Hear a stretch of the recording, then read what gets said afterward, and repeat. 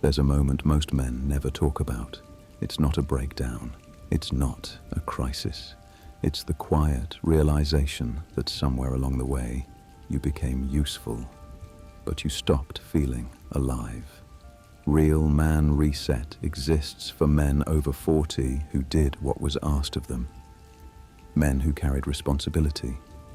Men who showed up. Men who kept moving even when the fire went quiet. This is not a program for men who need hype. It's not for men chasing shortcuts, dominance, or image. It's for men who are tired of pretending nothing's wrong just because life looks fine on the outside. Here's what makes this different. Real Man Reset was not built from theory.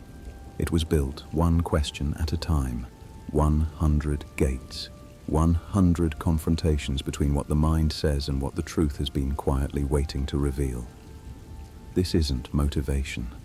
Motivation fades. This is alignment. The modern world tells men to either dominate or disappear. We reject both. Real Man Reset is about responsibility without resentment, strength without ego, discipline without punishment, presence without performance. We don't ask men to become someone new. We ask them to stop abandoning who they already are.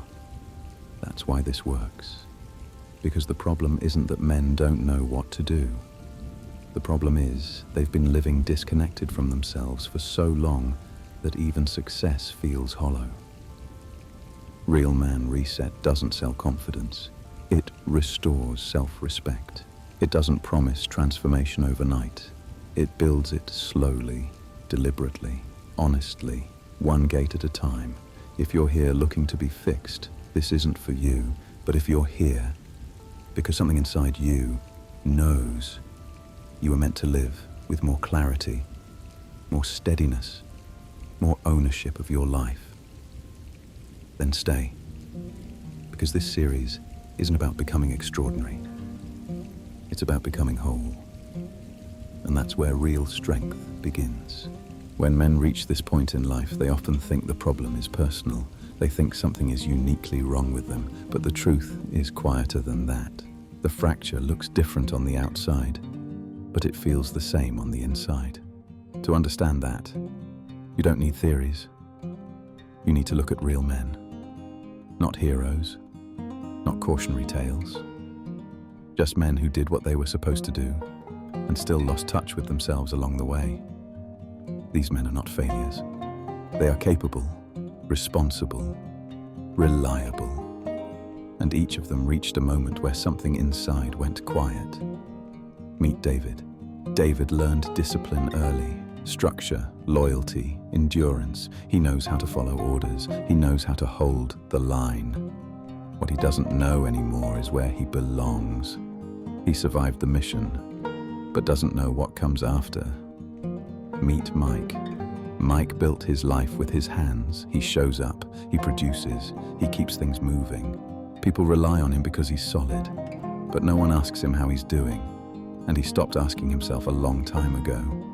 He built his life with his hands and forgot to ask why. Meet Andrew. Andrew did everything right. He planned, he achieved, he won. On paper, his life makes sense. In silence, it doesn't.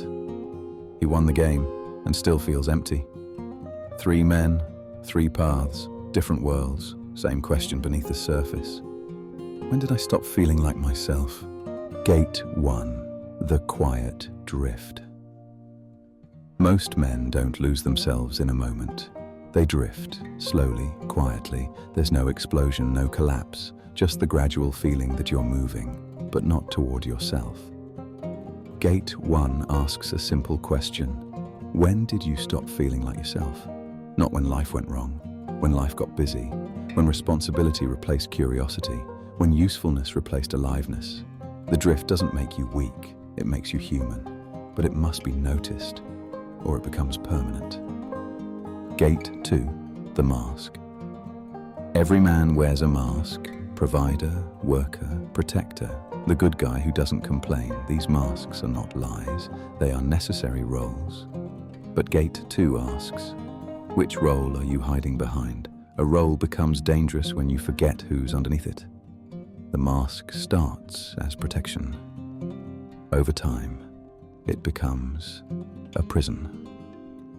Gate 3. The loop. Most men walk around with a sentence on repeat. This is just how I am. It's too late. I should be further along. I don't have time. Gate 3 asks, what sentence are you repeating about yourself? Because the story you repeat becomes the life you live. You didn't inherit that sentence. You learned it. And anything learned can be rewritten. Gate 4. The numbing. When feeling becomes uncomfortable, men don't fall apart. They numb. Food, work, alcohol, screens, noise. Gate 4 asks, what are you using to avoid feeling? Numbing isn't laziness. It's self-protection that stayed too long. What you avoid feeling today becomes what controls you tomorrow. Gate 5. The broken promise. At some point, every man made a promise to himself, not a loud one, a quiet one. I'll take care of myself. I'll live differently. I won't disappear into this life. Gate 5 asks, what promise did you abandon? Not because you failed, but because responsibility demanded everything else first. That promise didn't die. It's been waiting. Gate 6. The body's signal. The body always speaks first. Tightness, fatigue, restlessness, pain. Gate 6 asks, what is your body trying to tell you? The body doesn't need motivation. It needs honesty.